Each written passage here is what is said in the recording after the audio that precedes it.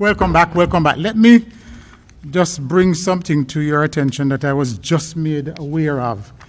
There is a group called the Jamaica Licensed Electricians Association, and they are registered by a board of registration and an examiner associated with the Ministry of Mining and Energy.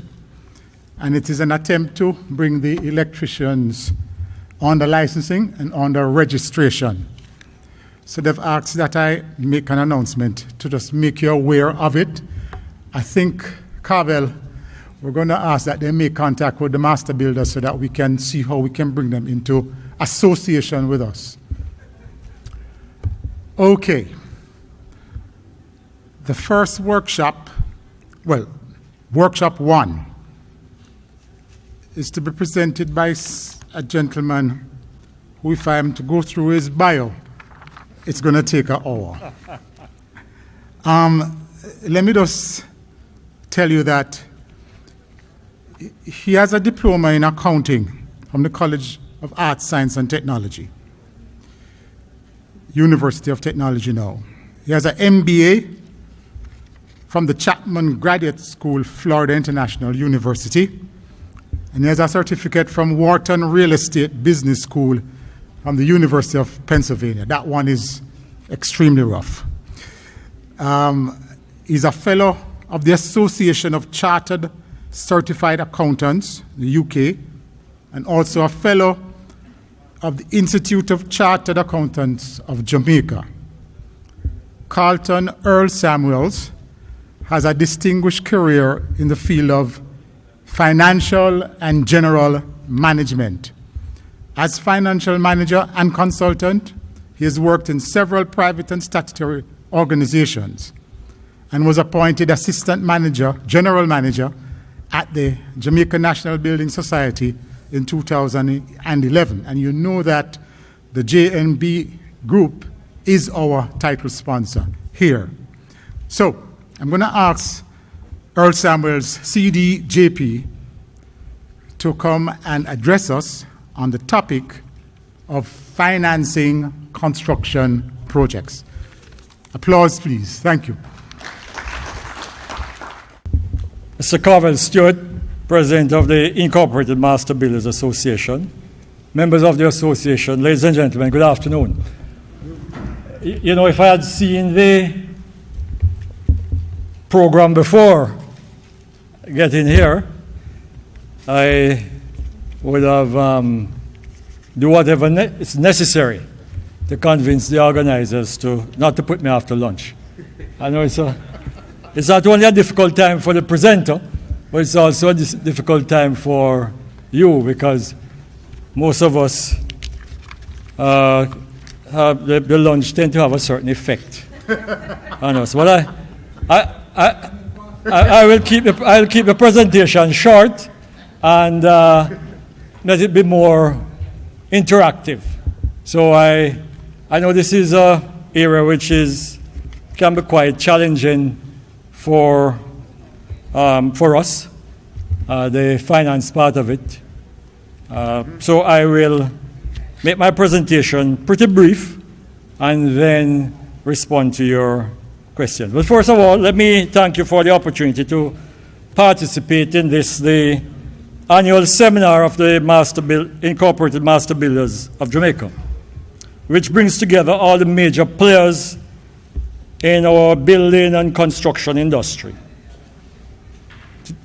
And you're here, I recognize, to take a concerted effort to review what is happening in the industry and to plan your way forward. And although when I was being introduced, I think the bias of it tend to give the impression that I know only about financing. But I've been integrally involved in the construction sector for a number of years, as a matter of fact, since 1992. And I think my involvement has resulted in the largest spend in the construction sector in Jamaica. I'll not say anything more about that. Over the past 2 years, we have experienced the most interesting trend in the construction industry. And despite the state of our economy, there seems to be a certain level of optimism, given that the ongoing expansion in the highway, which continues to open up new zones for both housing construction and commercial construction. And I understand that there is some arrangement with the Chinese who are presently involved in constructing the final leg of the highway, that they have reserved an area for massive commercial development and also housing. So you being the major players in the sector, I am sure you are positioning yourselves to take full advantage of this opportunity. In fact, your meeting is actually taking place in what seems to be a buoyant context for the construction industry. We have also had recent announcement about a major hotel and a number of startups which are likely to emerge from the economic zones which should be coming on stream. You know, sometimes in Jamaica it's pretty difficult to forecast and make predictions and so on. But based on the way we see things going, I'm optimistic that before long we'll get some activities in this area. So on that basis, my presentation this afternoon on financing construction projects is not only relevant, but it also provides participants in this annual seminar with the opportunity to re-examine their methodologies and refine their approach to seeking financial support for their construction projects. For many years, most of the construction financing was provided by commercial banks. And Jamaica National, we were mainly focusing on providing the takeout for purchasers of residential units and a few office supply. As a matter of fact, over the years, Jamaica National has provided financed more than 50% of the private mortgage market. I think the only entity which is above Jamaica National at this time is the National Housing Trust. They are funded differently from us, and they have a different target market, although there is also an overlap because we have a relationship with them where we have a joint finance mortgage program where they provide part of the funding and we provide part of the funding. However, Jamaica National, as I said, have been providing for many residential construction commercial office projects. And I must take this opportunity to say that our competitiveness will further be increased as we embark on the path to become the third largest commercial bank in Jamaica. We should launch as Jane Bank by April 2016. We have received the green light from the BOJ and from the Ministry of Finance. Thank you for that. And we will be further putting the other players on their toes, so they will have to sharpen their pencils come forward. So I'm sure that is good news for your association. It will be the Jane Bank. So naturally, Jane Bank will become a more active player in the developmental arena, even as it continues to maintain its position as one of the largest mortgage financier, both in Jamaica and the Caribbean. But let's focus specifically on financing construction. Ladies and gentlemen, there is no question that financing construction projects is more risky than providing mortgages to homeowners. As a result, the rate of interest charged for construction financing, as you are aware, carries a risk premium to cover the additional risk inherent in the business.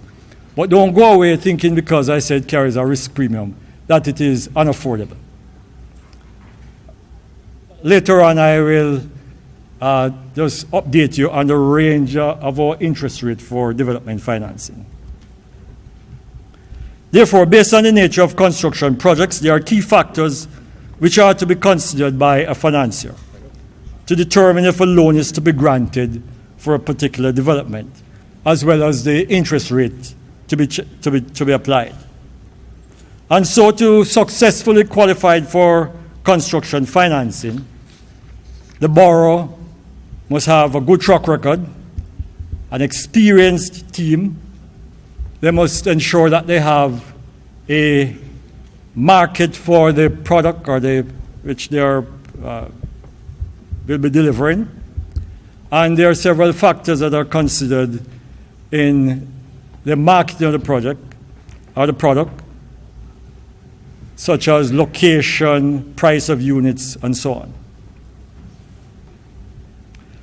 There's also another major consideration that the project must be time-based and must be patently clear when the construction project will start and when the project will end. In the construction business, time is money.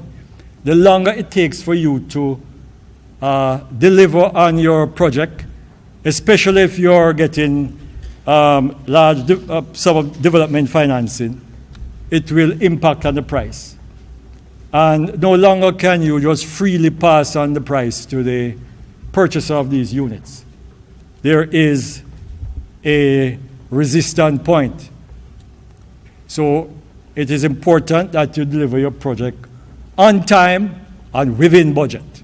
And as financier, we look to you to do so. And as I mentioned, one of the factors we consider is your project team, how experienced your project team is, and the track record. As a matter of fact, there is an interest rate advantage to those who have a good track record in the business. And I've seen some of them around. I'm not identifying or calling any names, but over the years, I've provided them with development finance. I'm very pleased, and some of them have made a lot of money. Here is falling off the head, but they're doing very well and should be emulated. The information required, I'll just outline to you the information that the financer will look to you to provide in considering development financing. There are 5 major categories that we look at, and these are the developer's eligibility, and I will speak more on that. The project information, I'll say more on that. Your marketing plan, the size of the construction loan that you require, and the design and specification of your project, and so on.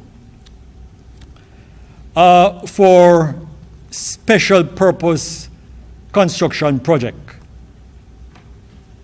that is also viewed in a different way from the way we assess a normal, and by normal I mean a project which is there is no special use. For example, if you're approaching us to borrow funding to do like a rice mill, it is hardly likely that any developer would accept the project itself as collateral for the loan. The developer or the promoter of the project would have to provide other collateral.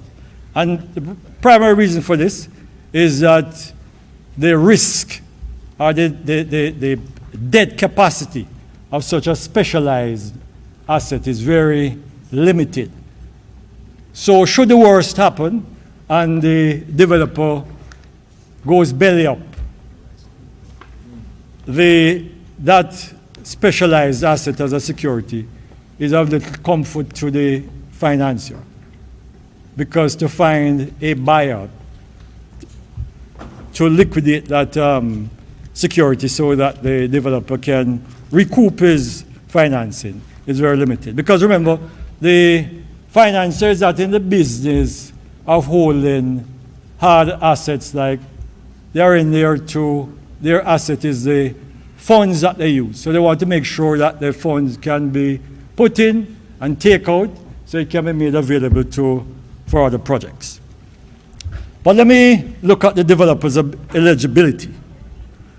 To determine the eligibility of the project for financing, we will require that the promoter of the project or the owner of the project complete what is called a pre-qualification document. And some of the things that we look at on a pre-qualification document is if it's a company, and more likely it will be a company, we want to see that you're a legitimate legal entity, so we want to see your copy of your certificate of incorporation. We want to see your articles to ensure that you have the capacity to borrow. We want to make sure that you're compliant with all your statutory obligations, because that can negatively affect the consideration for development financing. Where you're a legally registered or incorporated entity, we want to make sure that you're in good standing with the Register of Companies. Although mentioned but not, it depends. It will also be good if you provide evidence that you're a member of the Developers Association, because that would further add to your credibility, and that could impact the price of funding that we provide. Then we want some information on the project. And for the project information, it consists of some 5 components. The project information consists of, we want to see some information on the development, such as, or the proposed development, such as where the project will be located, the type of project it will be. For example, if it's a housing project, and we want to make sure it's not a project that is in some remote location where you do not have the social amenities, because this will impact on not only the marketability of the project, but it will also impact on the cost of bringing these social amenities to the project. So those are factors we consider.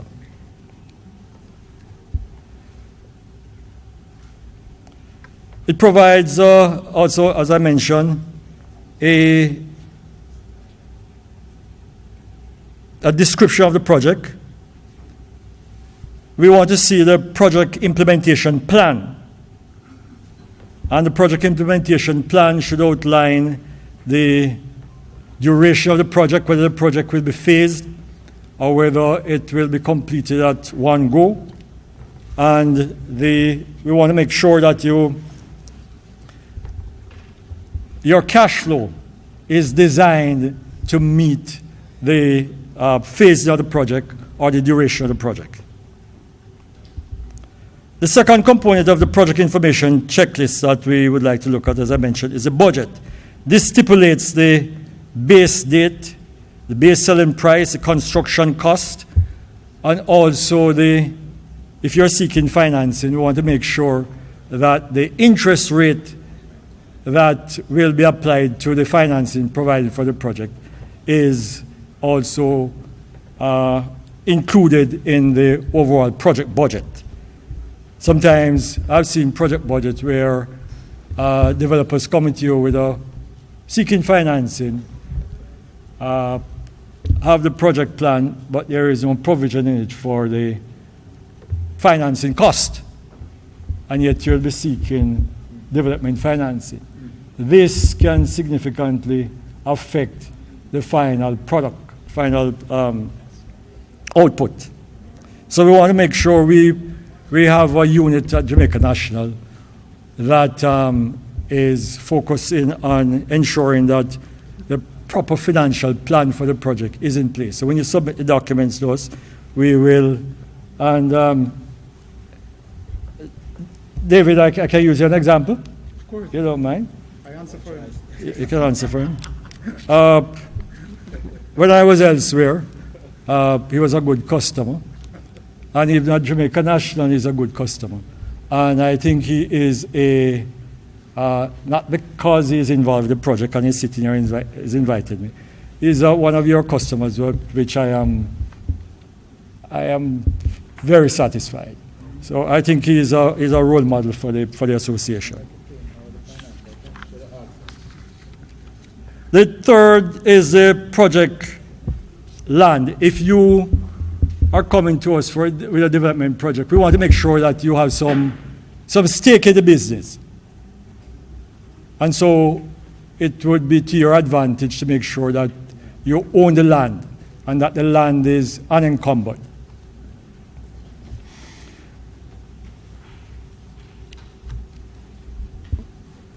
The land is normally about, it depends on where the land is located, but it's normally no more than about 10% of the project cost.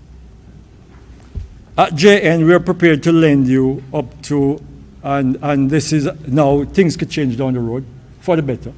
We lend you up to 80% of the construction cost.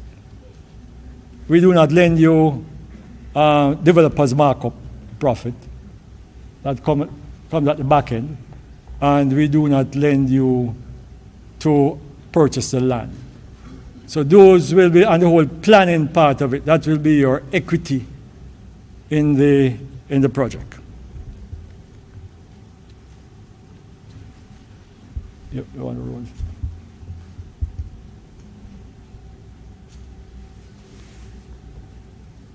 So when we're looking at the project land and the documentation, we want to ensure that there is certificate title for the land, or if you do not presently own the land, that you have a land sale agreement with the landowner, and you'll be showing us how you'll be financing it, or whether the landowner is coming in as a JV partner with you, and we'll put up the pledge in the land for the project. We want to see a surveyor's ID report. We want to make sure that the land that you say you will be building on, that is the land that is being presented to us. So the surveyor's ID report, the location plan, the site layout. We also want to make sure that the land, based on your estimate for the development, we want to know about the whole topography of the land. We also want to know about the arrangement you have in place for splinter titles. It will also be good for you to have a current valuation report. We also want to make sure that you're up to date with the tax authorities on the land, that you have your tax payment certificate. Where there is any caveat, any encumbrance on the title to the land, we want to make sure that plans are in place to have those lifted or removed. We also want to ensure that you have the necessary land use approval, that you're not coming to seek a loan to develop a factory in an area where it is not zoned or will not be approved for a factory, or you want to put a residential development in an industrial area. So we want to make sure that sometimes when you're seeking development financing and the financer, the banker is asking you all these questions, you think that it is, they want to be difficult. But it is in your interest. It is a partnership. If you do not have a successful project, the financer can't make money. So we want to, it is in our interest to make sure that your project is successful. At Jamaica National, said we not only look at the developer's reputation and experience, we also broaden the scope to include the entire project management team. Note that. We look at the entire team. Your construction, you can only have a successful project if you have a competent team. Therefore, as outlined in the project management information checklist, we want to see the resume for the project management team. as well as information on the selected contractor or the proposed contract that you have with the contractor.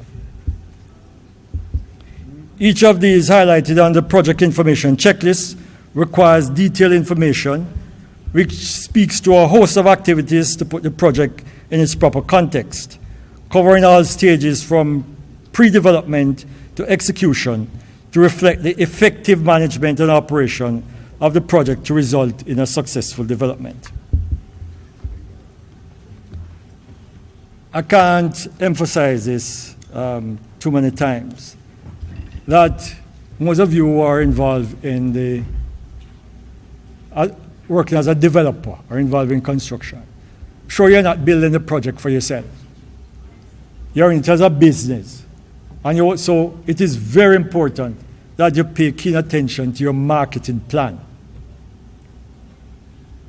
So as financiers, we want to make sure that you have a well-structured marketing plan in place before we consider your project for financing. A marketing plan for any development is critical. The build it and they will come strategy will not work at this time. They being, and by referring they, the buyers. Hence the major strategies in the marketing plan will include, you must have a defined target market which speaks to affordability. A lot of times, over my experience over the years, is that we tend to build what we like and not building what the market wants. You want to build what you like when you're building your dream house. If you're in the business of providing, in the development business, you're providing for a market. Therefore, you have to build what the market wants. The selling price is also very important. We are interested in the selling price because this provides information on, because we operate also from the mortgage end. So we want to see whether it is based on your target market, whether these people can really afford it, and so that we put ourselves in a position to meet the demand. And therefore, it's important that you do a market survey. And you don't have to engage Bill Johnson or Don Anderson or any of these guys in order to do your market survey. There are several ways in which you can do it, especially if it is just a medium-sized project. As a matter of fact, I know many successful developers. They sell off sometimes more than 50% of the units before they break ground. We like to see that. As a matter of fact, that will impact on the price of the financing that we provide, because that is indicating that there is a lower risk, so the payout will be ready. The construction loan. At present, Jamaica National provides up to, as I said earlier, up to 80% for construction loan, and presently the interest rate range between 10 and 12%, the best you can get anywhere, apart from housing trust. And I don't know if you're in a position, no, they don't lend you for other than for housing development at a certain level. But you come to us, and we know the business better than the rest, and we will. I didn't hear that. Yes, thank you very much. And when we become a commercial bank, we'll be able to expand our scope to provide a wider range of development financing.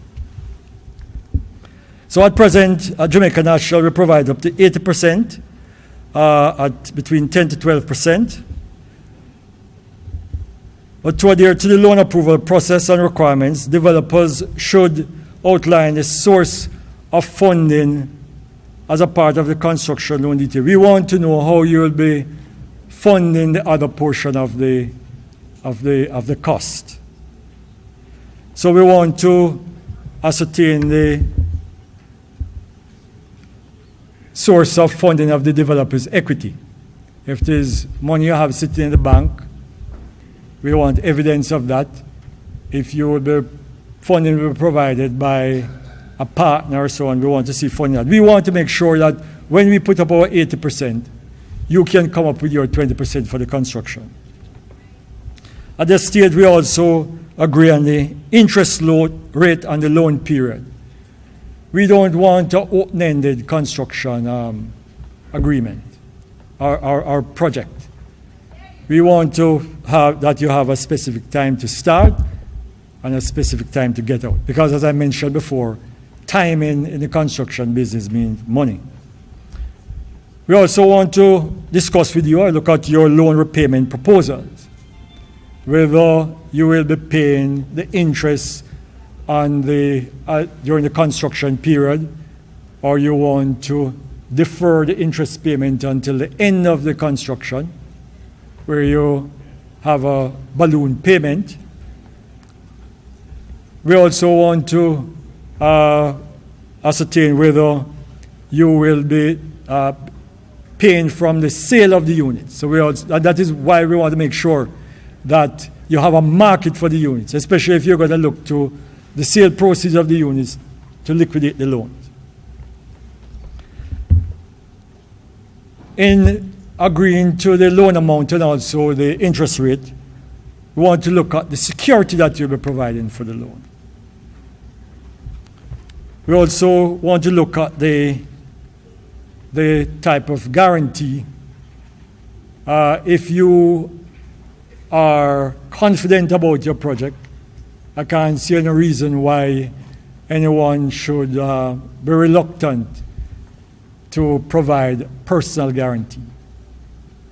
So that will confirm to us that you have a deep stake in the project when you provide a personal guarantee. And that can also impact on the pricing of the loan. Where you're using a contractor, as a developer, we're engaged in the service of a contractor. We want to make sure that there's a performance bond in place. It's protecting your interests as a developer, and it is protecting our interests as a financer. I want to look at the development, design, and specification. This is the final category that I will look on. In the final category of this checklist, in the development and design specification, there are some 10 main areas in this category that we look at. And they consist of approval from a range of government agencies, such as NEPA, the NAA, JPS, Parish Council, and all the myriad of approval agencies. We also want to make sure that the design, the architectural and engineering design has received the approval of the relevant authorities. Ladies and gentlemen, at this seminar, I'll spend a little time to focus on some of the things that Jamaica National, and I'm sure other financial institutions will look at in determining the basis on which to organize and to provide financing for development projects. What I've outlined is not exhaustive and will not be applicable to every project. Some of them are project specific, but most of what I've outlined will apply to a wide range of projects. My objective this afternoon was just to simply articulate and to outline our interest in working with the construction and building sector, and to remind you and to clarify somewhat the basis on which we provide financing. And as we transition to Jamaica JN Bank, we stand ready to work with you, to partnership with you, to take on all the construction and development opportunities that present themselves as we work together to build this society. Thank you very much.